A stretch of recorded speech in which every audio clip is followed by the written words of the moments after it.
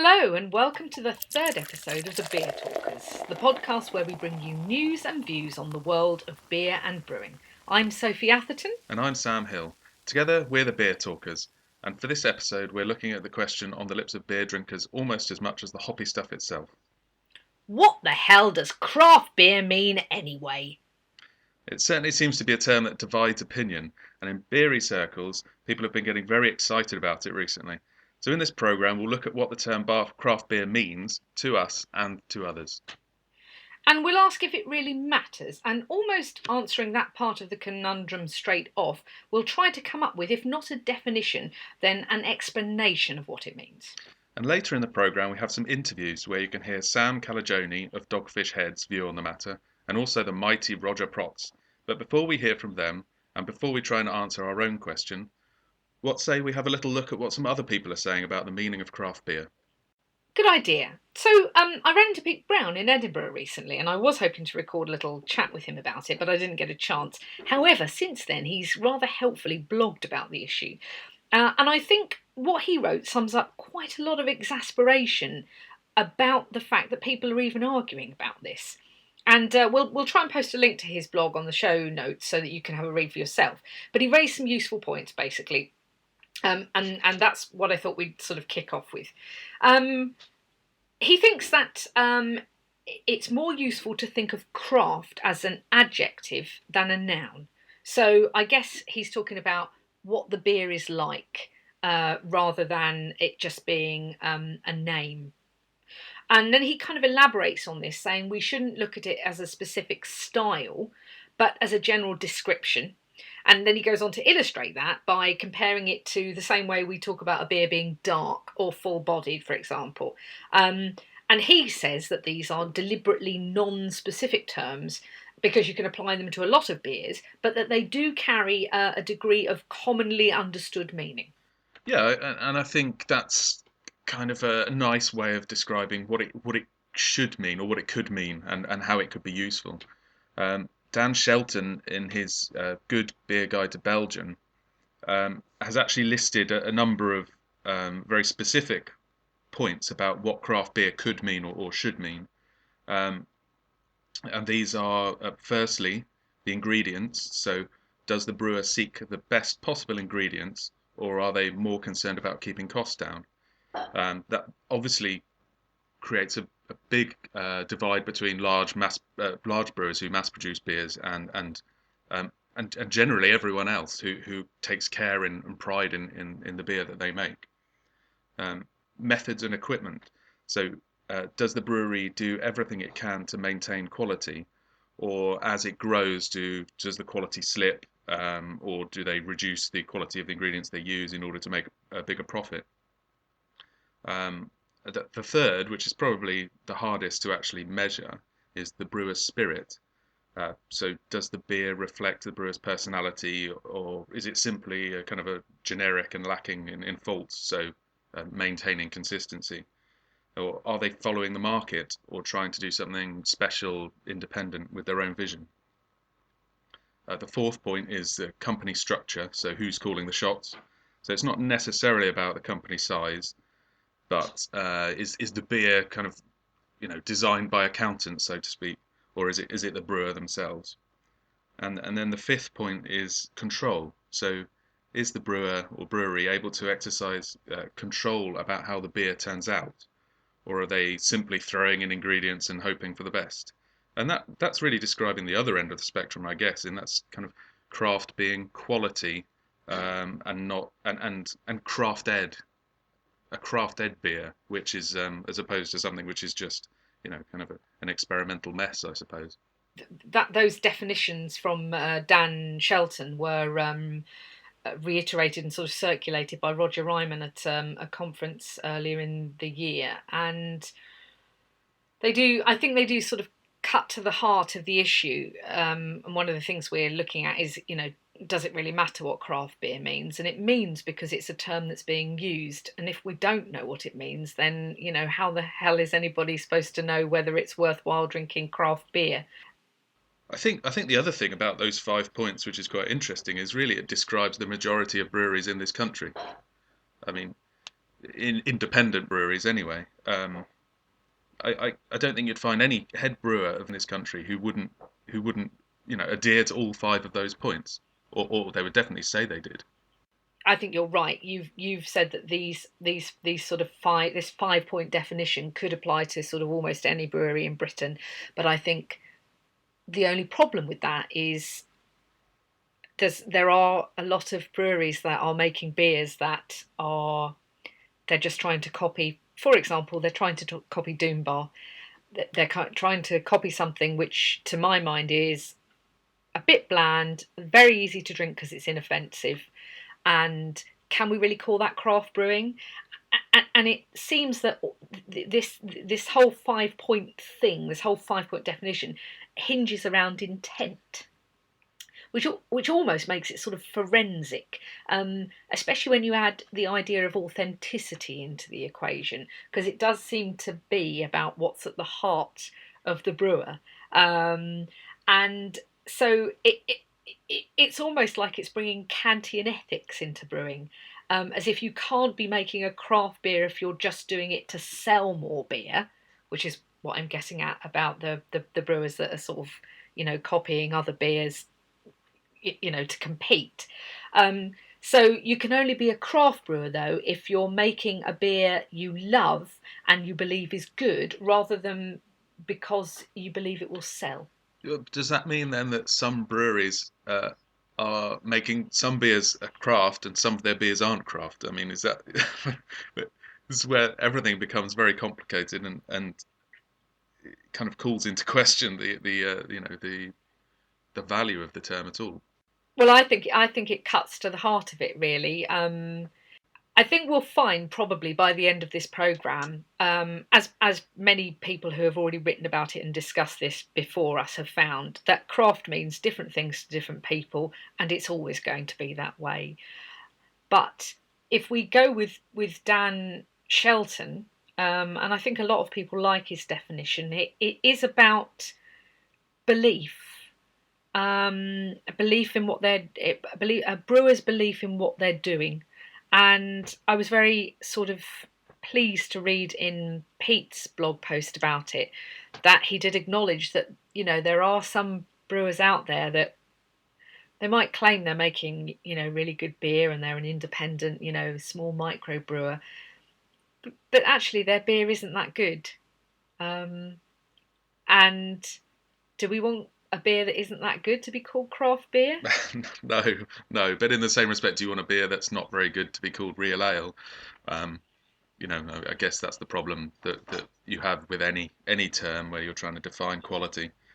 So there was a recent collaboration which really highlighted the kind of different feelings about craft in this country and in America, and that was between the very traditional family brewery Charles Wells and Dogfish Head, one of the kind of original American craft breweries. I won't go into too much details about the beer itself that they made, and you can hear more about that on the extra interviews we've got on our Audioboo channel with the two brewers.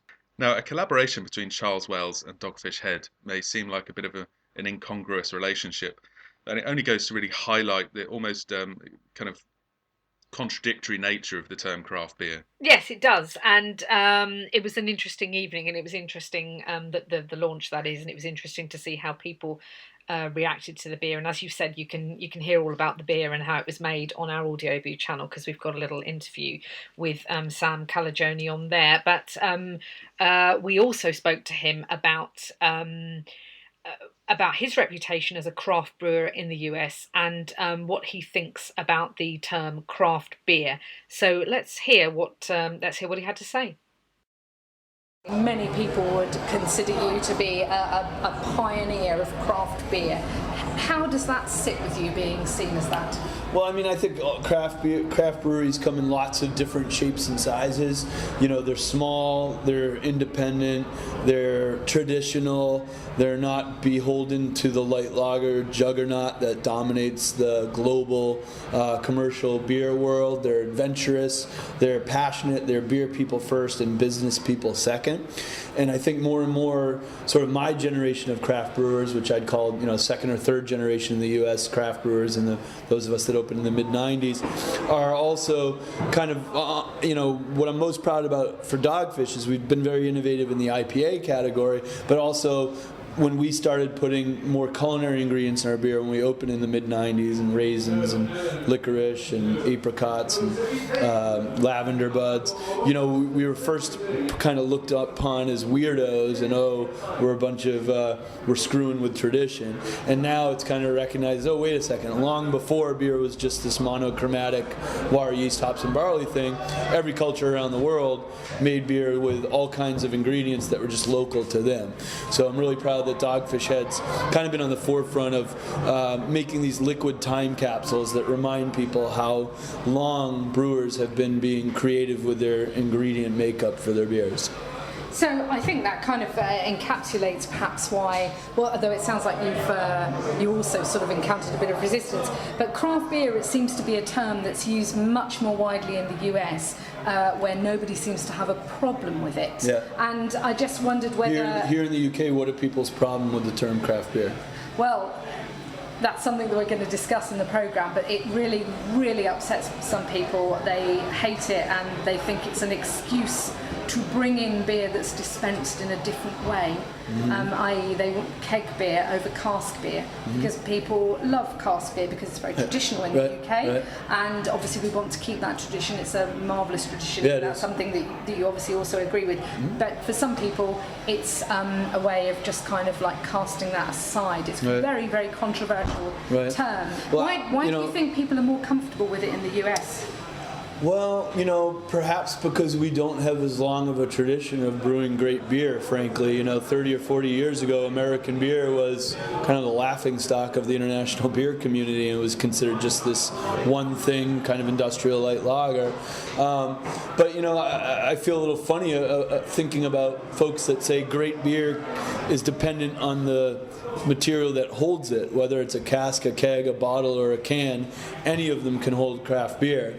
It's like, you hear about extreme beers and session beers, and if extreme beers are succeeding, it has to be because they're beating up session beers, or if session beers are succeeding, it's because they're beating up extreme beers.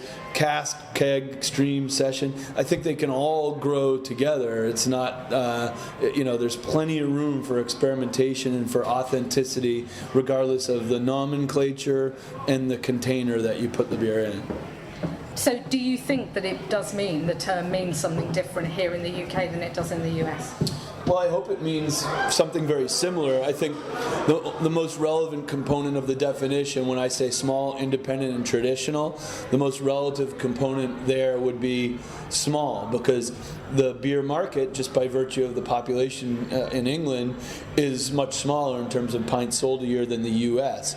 So Wells & Young, for example, would be about the third or fourth biggest craft brewery in America by scale, by definition, because they're independent, because they brew traditional beers.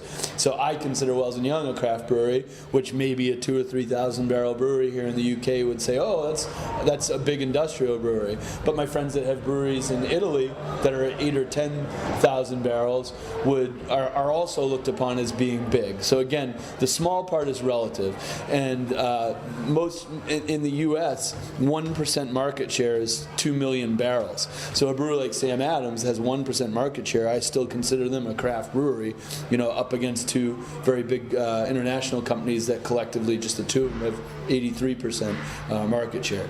So it's relative, and I think independence, not being directed by a public company that is financially and legally beholden to maximizing shareholder value every quarter, that's where it gets really dangerous, where your motivation's about making money, not making beer. And that's a pretty distinct line, I think. So at the end of the day, it's about good beer, and it doesn't matter what we call it. Right. I mean, the challenge with just leaving it at that is that some of the big breweries around the world are seeing that craft beer is captivating the consumer, so they're positioning their non-craft beers as craft beers, like Blue Moon in America would be an example of that. So I think it is important to have that dialogue. If somebody doesn't care that what they think is a craft beer is being made by one of the biggest corporations in the world, then more power to them, and drink it. But what is important is authenticity authenticity and transparency. Those global companies should not pretend that Blue Moon is made by this little entrepreneurial company. The consumer deserves to know what beers come from what breweries. Well, I think what Sam said there is great. I love the fact that he, to him, craft beer isn't about method of dispense or reputation or anything like that. It's all about quality of the beer and the intent of why it was made. I think in Sam and also in Jim Robertson of Charles Wells, who we're about to hear from, you've got two brewers who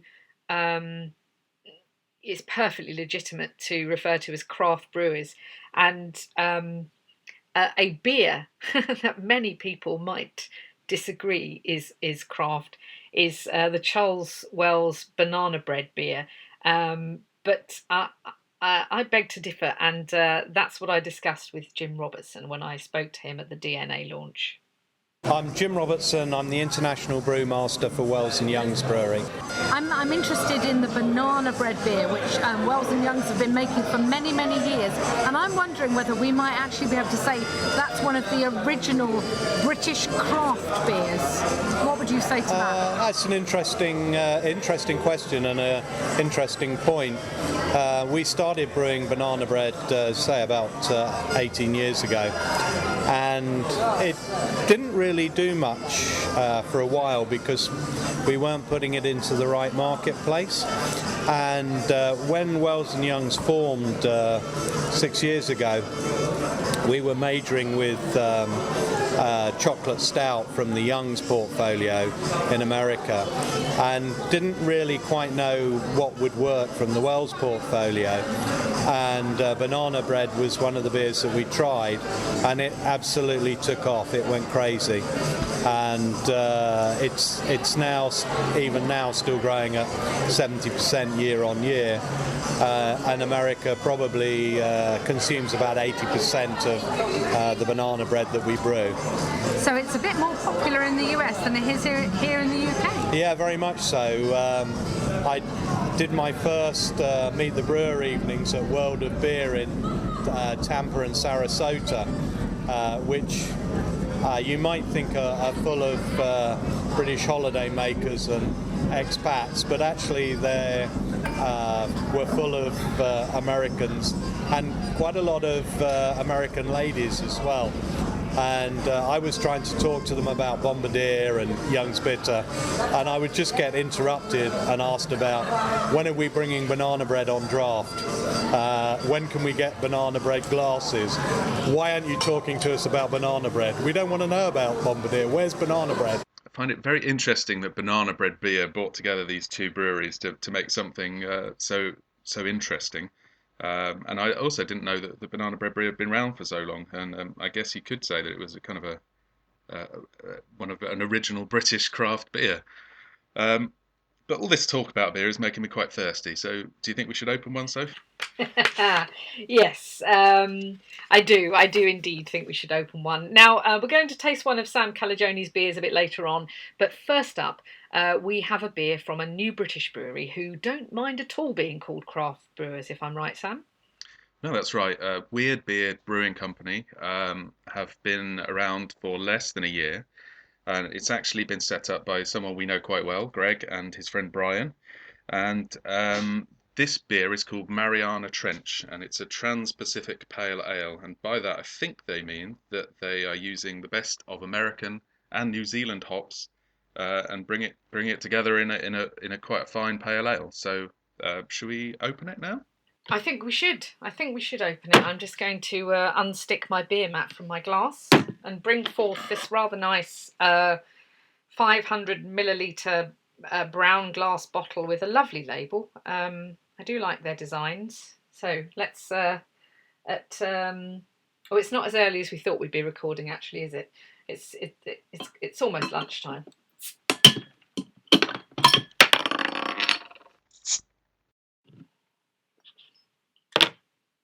Now, I failed to taste this at a recent beer event where they had the wrong keg on the line. So this is my very first try of this beer. And it's my first try of this beer too. And as you said, though, we know Greg pretty well, and I've tasted some of Greg's sort of home brew before and found it pretty tasty. This is poured beautifully. It's a kind of slightly dusky sunshine gold. It's got a beautiful white head on mine. What's yours looking like, Sam? Yeah, identical, and it's crystal clear. It looks absolutely inviting, and the first thing you get is just this waft of tropical fruit from the hops. Before I even stick my nose in, it just smells so fresh. It does, doesn't it? I'm getting a kind of almost slight blackcurrant aroma off there, I think, as well. Kind of going with pineapple, mango, Kiora. Sorry, Greg. Jolly tasty. Jolly tasty. I have it while you were carrying on sniffing, because I'd thrown you with my blackcurrant, as it were. I've got in there and had a taste. I'm going to have another one, though. Well, if this is their flagship beer, then they've picked well, because this is fantastic. It's lovely. It's a classic. To me, it's very similar to some of the finest American IPAs I've had. It's wonderfully hoppy. Sorry, I know that's very generic, but it's got all those kind of tropical fruity hops, but it's got that nice, refreshing sort of grapefruity bitterness on the back of the tongue. I think this is gorgeous. Yeah, I do. I'm very impressed with this. And you may realise, beer listeners, that we do try to pick beers that we think we're going to like, because we don't think there's really a lot of point wasting airtime, as it were, in telling you about beers that we hate. And I think we've been quite lucky throughout the few programmes that we've made so far to have quite a few beers that make me want to say, oh, do we have to do the rest of the programme? Can't we just, switch off and carry on drinking? And that's how I feel about this one. Yeah, there's so much to this, and I'd say that's a theme running through the other beers I've tasted of theirs as well. They're just very, they know what they're trying to achieve, and they do it with a lot of skill, I think. With a lot of craft. Yes, a lot of craft. It's clearly a beer that's been crafted brilliantly. I'm having to stop myself from just sitting back and drinking this, and I think it's a testament actually to the quality of it that that I could put this away, quite swiftly, but enjoying all the flavours. It's got a very sort of you're getting the oiliness of the hops and the kind of a sort of leafy aroma on there, and also it's a sign of a good beer when you get a lasting foam, or what some people would refer to as good head retention, and you're definitely getting that with this beer. In case you see this in the shops, the branding is really quite a lot of fun as well. So they've got their bearded skull logo, which crops up in different outfits on each bottle. And it's nice to see also on the bottle there's a nice description of the flavours that are in here, and at the end it says it's a food matching suggestion, which says drink with Southeast Asian food. So this is Weird Beard's Mariana Trench, 5.3% ABV in a 500ml bottle.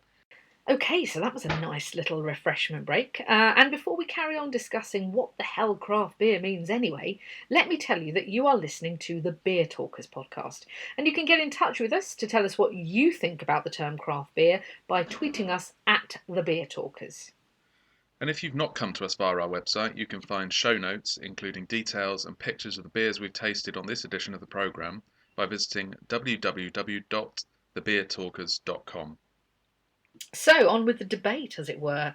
What the hell does craft beer mean anyway? Yes, so our interview with Sam Calagione touched a little bit on the issue of cask beer versus keg beer. And really that's a difference in the container which the beer comes in. With cask, it's still fermenting in the vessel, and it's dispensed by hand pull. And keg beer is pasteurized or filtered usually, and so it's preserved in the container it comes in. And that really brings us to CAMRA, who are the Campaign for Real Ale. And they really fighting for, or they have been fighting for cask beer for the past 30 to 40 years. But it's a little bit too easy to just write them off as anti a lot of things, including keg and craft. It is. And before I continue, I'll declare an interest.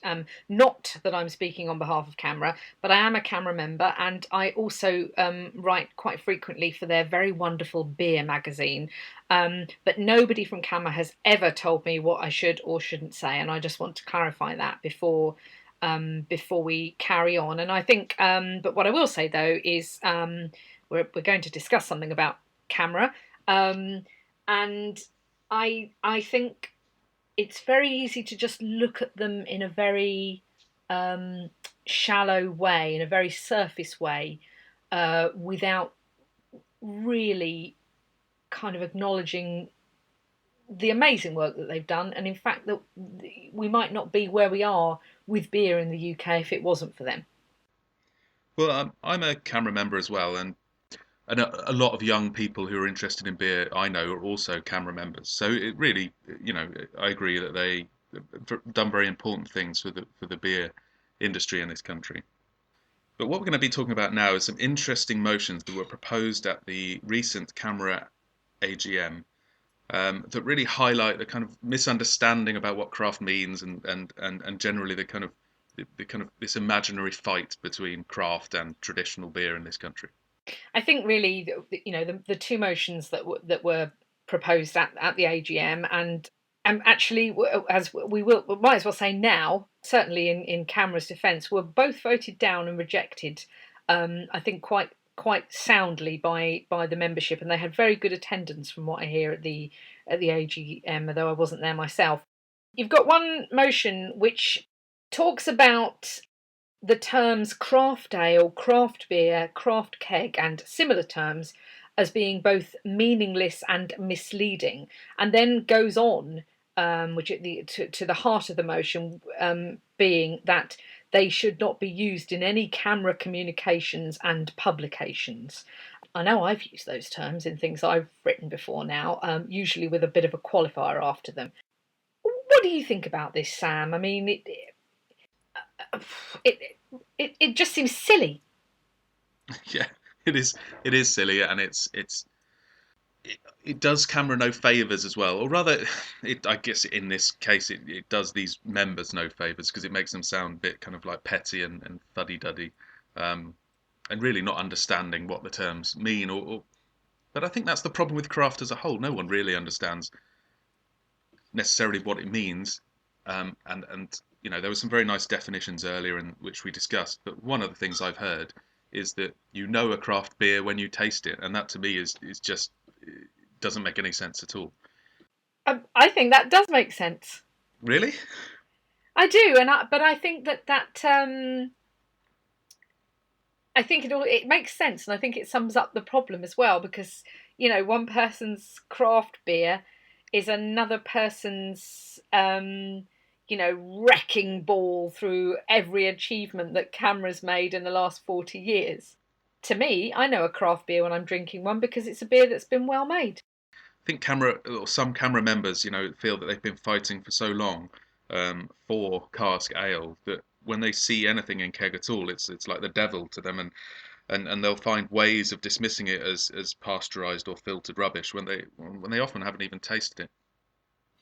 And yet you've got somebody who's very old school CAMRA, and the editor of the Good Beer Guide, Roger Protz, who, as we'll hear, doesn't actually have a problem with the idea of keg beer, but does have a problem with a lot of the terminology that's used around it. I'm editor of the Good Beer Guide, but I do many other things as well. So I don't just wear a CAMRA hat, let me make that clear. I have a broader perspective than just cask beer, because I love proper lagers, for example. I must confess I get very annoyed by the expression craft keg. I don't mind craft beer, but craft keg suggests that theirs is superior to other people's beer, which I think is absurd. I think there are lots of craft brewers around, and they produce cask conditioned beer, bottle conditioned beer, and keg beer. I think there's plenty of room in the modern brewing industry for modern keg beer, and I don't think they're anything like the old devils like Watney's Red and Double Diamond. They are very different beers to that. But I do get annoyed when people talk about craft keg as though they're doing something superior. Well, if someone like Roger Protz, a staunch defender of British beer for so long, can accept keg as an alternative dispense for good beer, then really I think the rest of the CAMRA members should be considering it as well. And I think really what's happened at their AGM has showed that there's probably more CAMRA members who are broad-minded enough not to get overexcited about this than there are ones who subscribe to the content of these motions. So the other motion that was put forward was to instruct CAMRA's national executive to make educating the membership and the public about the difference between real ale, in quotes, and so-called craft beers a priority. And this was proposed by a couple of individual members rather than a branch. The other motion was proposed by the Bradford branch.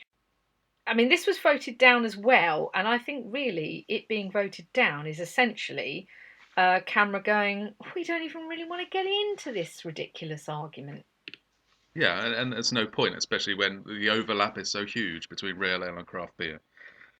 Yeah, I mean, the terms are interchangeable, really, if you ask me. And I mean, I think the reason that this, the craft beer debate, if you will rumble on and on and on is because it's a subjective term. Some people will like it. Some people won't like it. Some people think it. Some people will think it has meaning, and other people clearly think it doesn't have meaning. And one of the things that you and I were discussing when we were having our programme meeting, if you will, was whether it's just a marketing term. Well, it's certainly being used as such. I think even in both small breweries in this country and larger breweries and large international breweries are really almost hijacking the term, and if not calling their beer craft beer, then saying it's craft-ed beer, which almost devalues it slightly, I think. Yeah, I have to say I've got my concerns about big breweries or bigger breweries that do, for example, have a flagship beer that they make millions of pints of a year and probably make a decent profit from, then suddenly sort of coming along and calling themselves a craft brewery. If they're doing something like what St Austell do, in that Roger Ryman has a pilot brewery separate from the main brewery, and he does craft a lot of new recipes in there and experiment an awful lot, and some of those beers make it to market and some of them don't. Or if you look at Brains, for example, in Cardiff, where they are a very big brewery, very successful with some sort of quite mainstream brews, but then they put in a craft brewery and decide to experiment. I think it's perfectly legitimate for those breweries or breweries doing similar things to say that they're craft brewers. Do you agree with that, Sam, or do you? St Austell, to me, have always strived to make excellent beers, and all of their beers, I think you could say, are brilliant. Whereas Brains definitely have one eye on the mass market and one eye on the craft market, which I think maybe devalues their kind of attempt slightly. I don't know. I mean, the thing with Brains, I used to live in Wales for a couple of years, and the beer that I used to be very pleased to see on the bar there was the Reverend James. And I hadn't had it for quite a long time, and then had some recently, and I found it lip-smackingly gorgeous and very hoppy.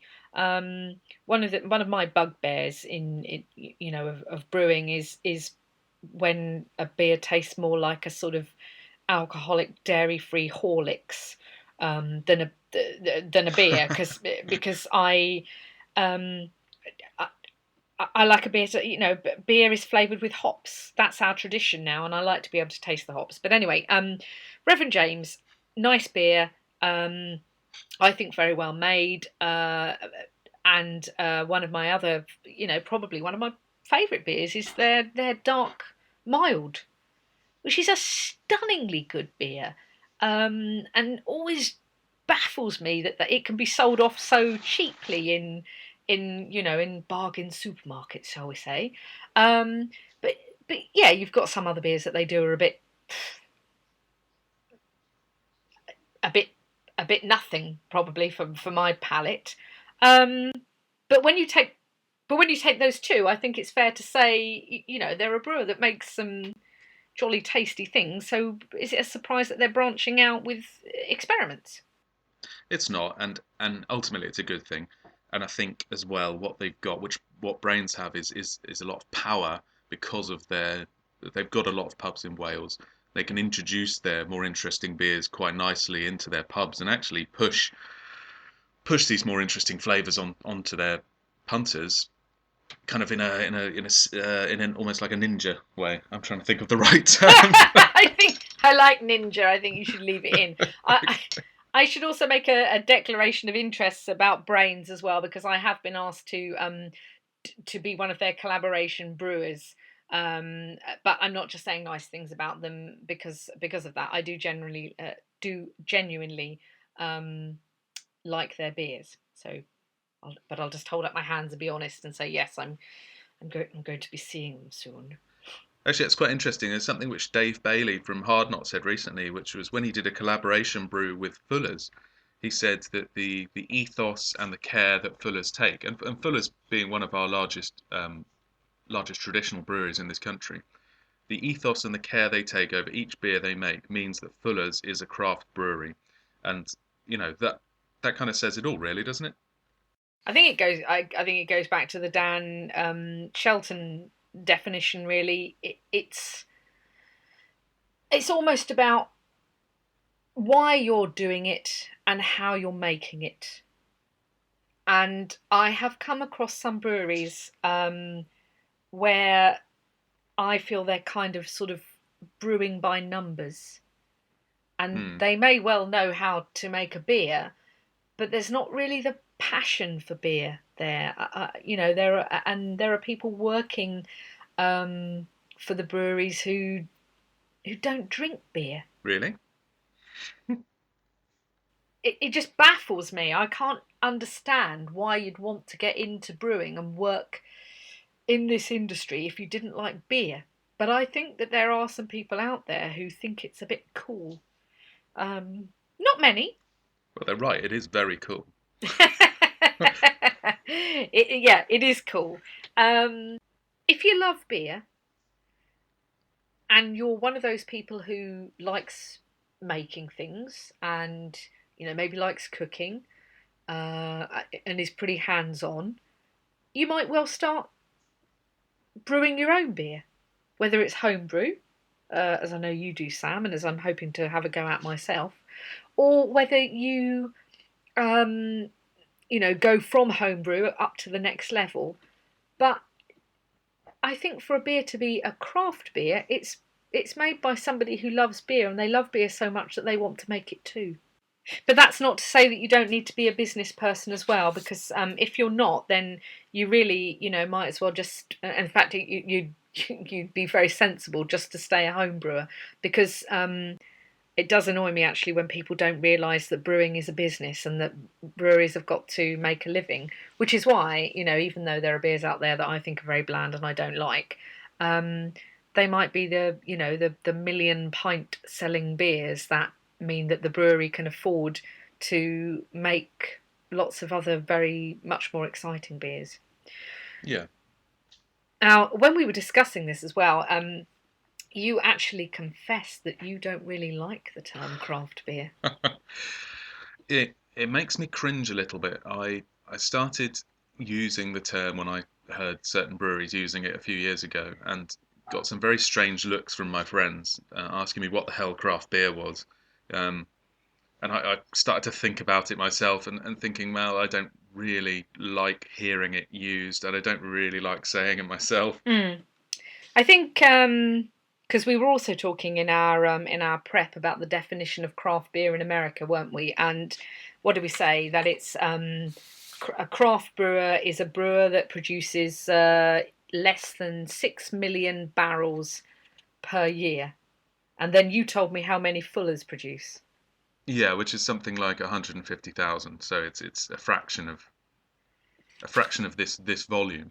And this volume, to me, I think as far as I can tell, is just to discount the multinational, mega breweries.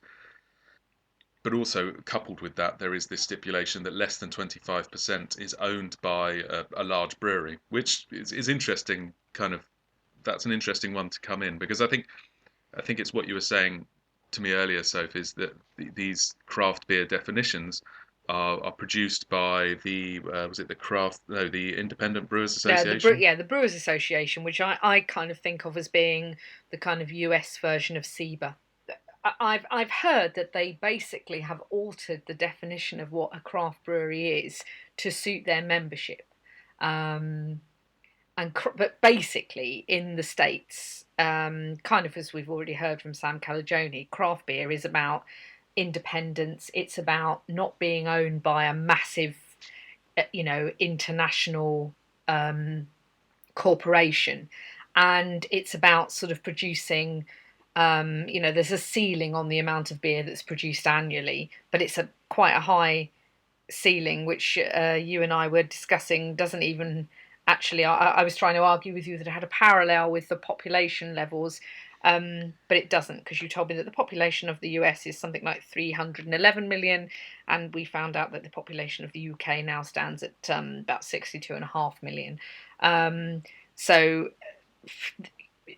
it's nonsensical just to say that, oh, well, America's bigger, so craft brewers there produce more beer. But in the States, craft beer is seen as sort of independent beer. Yeah. And it's looked at a bit in the same way that we look at it, I think, because I don't read the American press religiously, but I sort of cast an eye over it. And there are lots of pieces in the American press about the popularity of craft beer. And it's a phenomenon over there. It's, the fact that people are drinking this sort of independently produced beer rather than Budweiser. Yeah, and the whole craft beer movement was in response to almost in a parallel, you could say, to CAMRA. It was a response to the mass market beers taking over, and the small independent breweries really kind of wanting to create a market for excellently made beer, and CAMRA ultimately tried to do the same thing, which was to when mass-produced beer was looking like it was going to take over in this country, they fought for the quality of the beer rather than necessarily the breweries, but the quality beer being maintained or being kept as kind of very important when it comes to traditional British brewing. And it just so happens that our tradition is mostly cask. And it was that traditional beer that, to the men who started CAMRA up, was the nicer beer, the beer that they preferred, and that the new of the time keg beers were the beers that were a bit flavourless and just produced by people who just wanted to flood the market with cheap. I nearly said a rude word then, but just cheap kind of very bland beers, which aren't a very crafted product. So now we're on the topic of American craft beers. Should we do our second tasting, which is... Oh, yes! Yes! We were lucky enough when we were at this the launch event for the collaboration between Young's and Dogfish Head to be given a couple of bottles of the very famous 60-minute IPA from Dogfish Head. This utilises a very interesting method of making the beer, which is where I think something like a conveyor belt or something like that continually unloads hops into the boiling vessel at the brewery and creates, the idea is that you get a very kind of, you experience every part of what the hop has to give. This is a much smaller bottle than the Mariana Trench. This is a It's probably 355, isn't it? It might be 330. I can't see. 12 fluid ounces. 12 fluid ounces, yeah. It's one of those But that might be funky American. Yeah, that might be those American fluid ounces. That's very craft, isn't it? It is, isn't it? Just let's give it a little pour. Oh, it's such a beautiful colour. This. Yeah, it is. It's yeah. a vibrant, almost orangey gold. And again, like the Mariana Trench, is poured with a lovely, thick, creamy white head, which I just think makes it look beautiful in the glass. Definitely. And this is a 6% IPA. And this is one of their flagship beers as well. I think I think they've got a 60, a 90, and a 180 minute IPA. Yes, I believe you're correct there. Now, I have to say though, I'm not getting the best aroma in the world off this. What are you getting? Well, there's a way of thinking that maybe some US beers don't travel quite so well, especially the hoppy ones. And I'm wondering if maybe I think it may be not at its prime.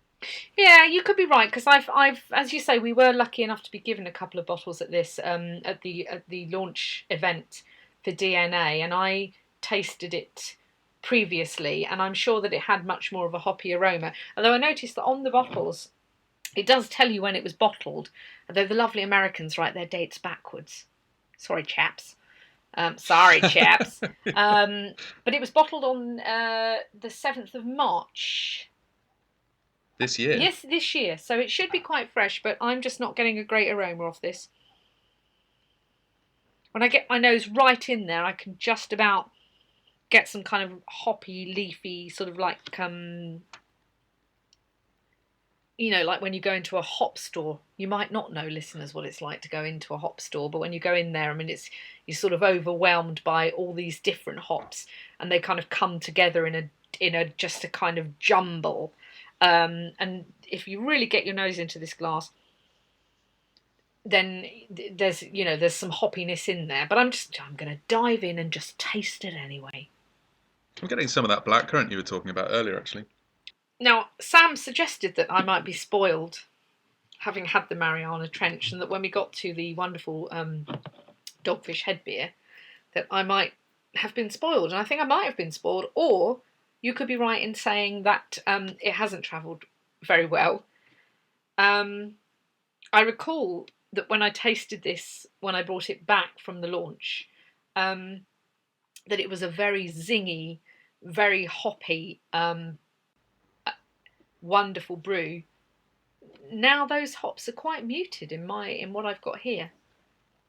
I think it's a shame, because I know that this beer can sing a little more than it seems to be at the moment. But having said that, I think it's still a really solid beer. It's got great malt character as well, almost a British kind of style malt character there, I think. And it's not rasping hops. It's not in your face hops, which is a little surprising considering their hopping method. But it's a solid beer. It's pretty good. It's very tasty. It's clearly well made. I think it's a grower as well. Yeah.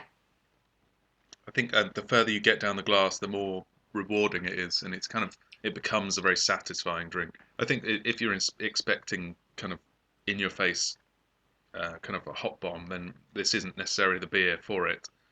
Maybe try one of their other ones. I think this tastes different to me. Now it's been next to the Weird Beard beer that we had earlier, because I'm quite sure, although I don't have my notes in front of me, I'm quite sure I experienced this as a much hoppier beer when I tasted it previously. But if you have, several different beers in one sitting, not that we've had several, it's only our second, you can find, I mean, I've had a little drink of water in between, but you can find that one affects the other. And I feel very, very bad now, because Sam Calagione is a wonderful man who gave us quite a lot of his time the other evening to talk to us. But the Mariana Trench has got the edge for me. I think today. Greg will be happy to hear us say that. And Sam Calagione will never speak to us again. No, I'm sure he will. It's a very well made beer. It's well put together. It's pretty balanced. but it doesn't have the level of hops that I was expecting it to have. No. Now, unfortunately, 60-minute IPA is currently not available in the UK, but hopefully Dogfish Head will be starting their distribution to this country again pretty shortly. In the meantime, if you if you happen to visit America, make sure you pick up and try as many of Dogfish Head's beers as possible, because they're a fantastic brewery. Very interesting take on how they go about making beers, especially their historical range of beers, which are really, really fascinating. Well, I'm hoping to go back to the States later this year, and I will definitely be seeking some more out, because I'm now very keen to see how hoppy the 90-minute or the 120-minute IPA are.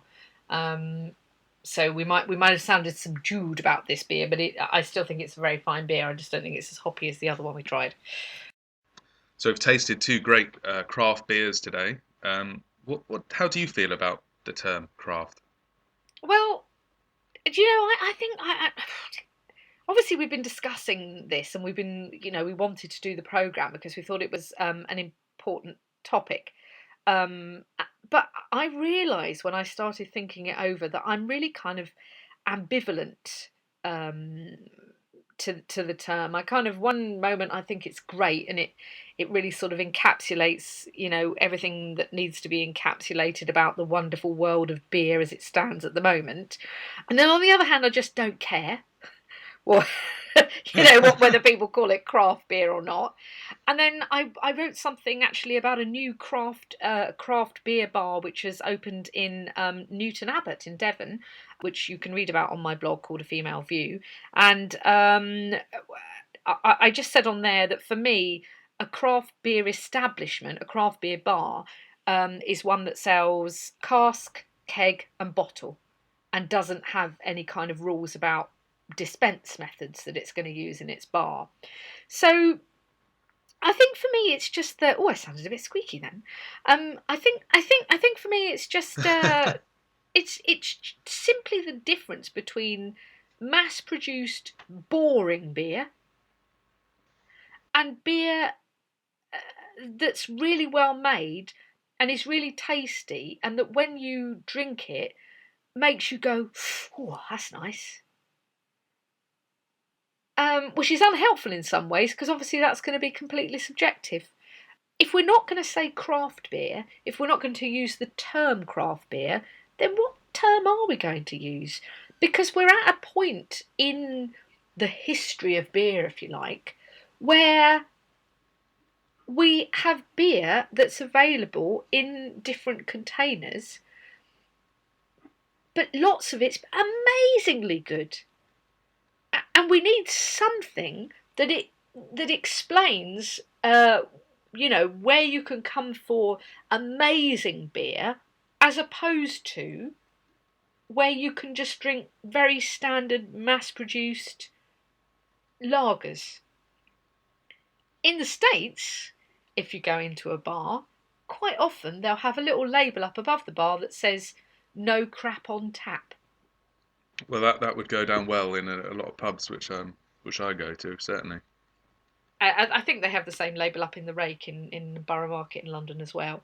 But for me, we need a term. Perhaps we need to nail and get over the problem with the term craft beer, because what are we going to say otherwise? Is it going to be the slow beer movement? I suppose you're right. I suppose we have to embrace the term and accept it for, all the good things that it means. So I think we've probably reached the end of our discussion about what the hell is craft beer anyway. We've heard from Sam Calagione of Dogfish Head, who nicely encapsulated what it means in the States, and we looked a little bit at the difference between the definition in the States and in the UK. And we heard from Jim Robertson from Wells and Youngs, who told us about his banana bread beer. And we heard from Roger Protz, who says that although he's been a stalwart for the CAMRA organisation for so long, accepts that beer can come in many shapes and sizes and dispense methods. And we've tasted the lovely Mariana Trench from Weird Beard Brewing, and the 60-minute IPA from Dogfish Head Brewery from Delaware in the United States. And before we go, I was lucky enough to be in Edinburgh a little while ago, and for a beer launch, which we must put up an audio boo about actually. But in between the official reason for my visit, I managed to visit some interesting bars in Edinburgh, and one of those is the Hanging Bat, which I would highly recommend that you visit. And I spoke to a man who works there, and I asked him about craft beer, and I think that we would just perhaps give the sort of final say on the subject to him. My name is Jamie. I'm the assistant manager at the Hanging Bat Beer Cafe in Edinburgh, and to me, I don't really have a particularly strong aversion to the term craft beer, but I'm not particularly championing it as a term either. To me, there's good beer and there's bad beer, and that should be as simple as it is as far as I'm concerned. I think it's a classic case of pointless infighting. It reminds me a little bit of Monty Python with the Judean People's Front and the People's Front of Judea, to be honest. I think really that we should all be fighting for more good beer in bars as opposed to worrying whether it's craft beer and whether it's in keg and whether it's in cask and whether you're a CAMRA member or whether you drink beer from this brewery and not from this brewery. I think first and foremost is the beer good. If it is, then we should be championing it. If it isn't, then there you go. It's as simple as that, really. Well, if anyone's going to sum up a silly argument better than anyone, it's going to be Monty Python. So we've been the Beer Talkers. Thanks for being the beer listeners. Goodbye. Bye.